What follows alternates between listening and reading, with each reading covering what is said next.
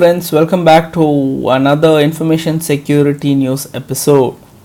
So the first news today is about Google Chrome has a 0-day vulnerability which is getting exploited out in the wild. So if your Chrome version is anything lesser than this, you have to go and probably update your Chrome as soon as possible before you could go browse your way.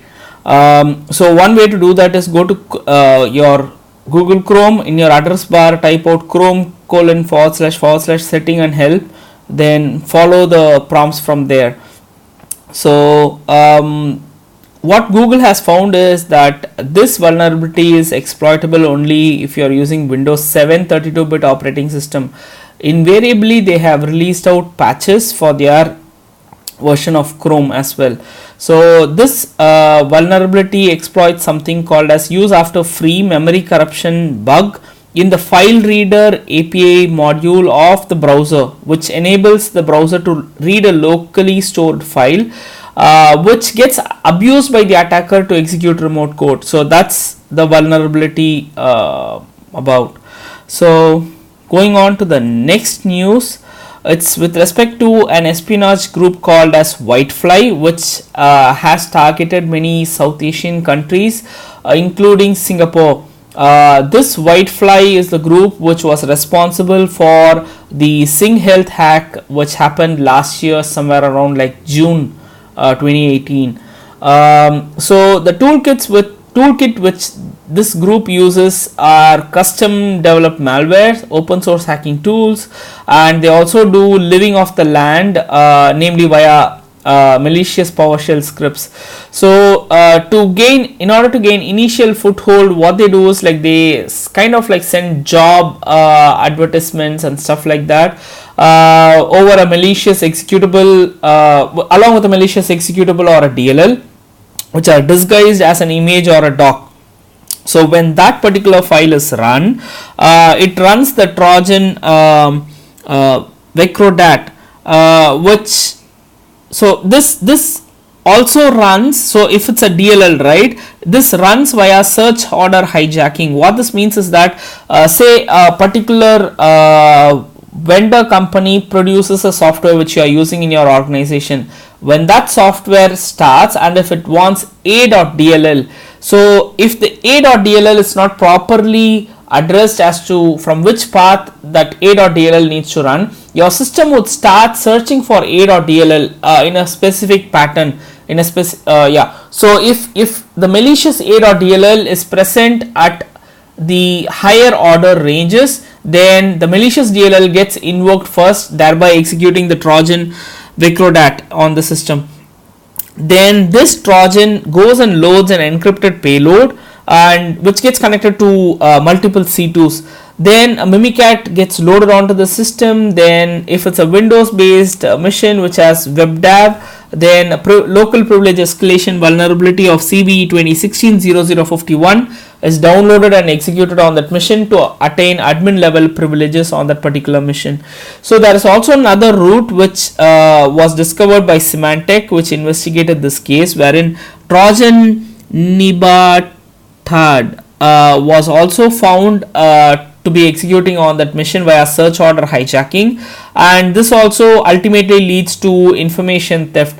They also found that this espionage group lingers around for a long time inside the organization in order to extract out large volumes of data.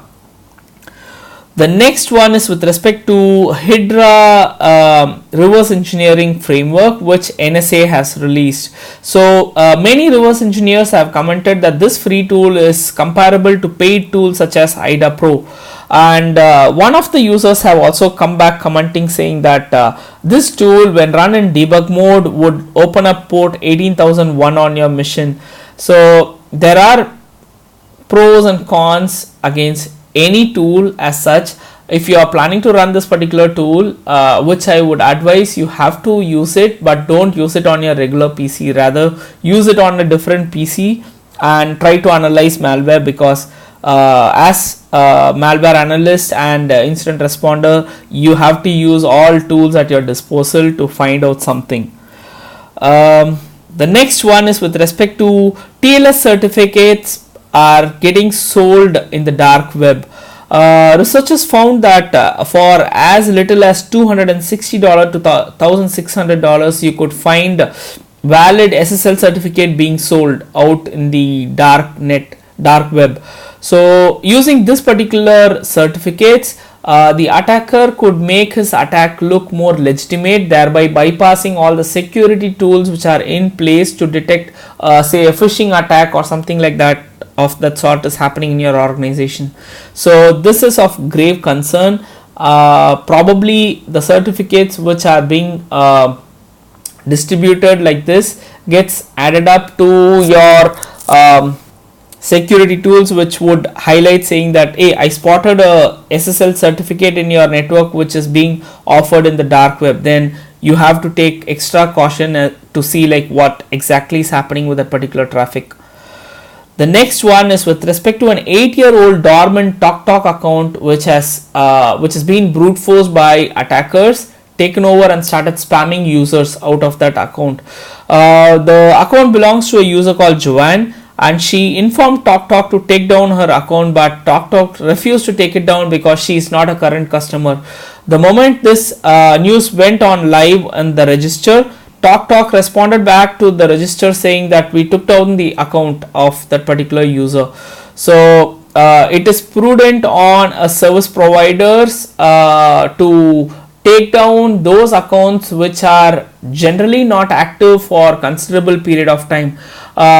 Even Dropbox did something like this, wherein they sent out an email saying that in the next 3 months, if you do not log in, your account would be locked. So as a final reminder, 1 month before, they again sent out an email, you have 30 days more. Last 1 week before, they sent out one more email saying that you have 1 week more before your account gets locked and then deleted. So I strongly advise that you also try to take those approaches and try to close off dormant accounts if you have one in your organization. The next one is with respect to UPnP devices which are connected in your network are mostly vulnerable is what researchers have found out, because they use old and outdated libraries which has inherent flaws in them. So Yang, the researcher, said that the devices which use UPnP are like cameras, printers, NAS devices, NAS devices, smart TVs, routers, and the UPnP is generally used for streaming, sharing and service discovery. So if the router is not properly configured, the attacker could log into the router and enable a port forward for port 1900. So your UPnP device, which shouldn't cross your router and be available on the public internet, would become available publicly if this particular port forwarding is done. So the researcher used Shodan to see how many port 1900 are available, and it turns out around like 16.5 million devices are available out in the internet. So if you were to be using one, I'm pretty sure that most of you would be using Chromecast or Amazon Fire Stick. All those are UPnP devices. If you have them, then you better ensure that your router is properly sealed and it's not leaking out port 1900 outside your organization or outside your home network. So with this, we come to the end of today's security newscast. Thanks a lot for watching this video. Bye bye. Have a nice weekend.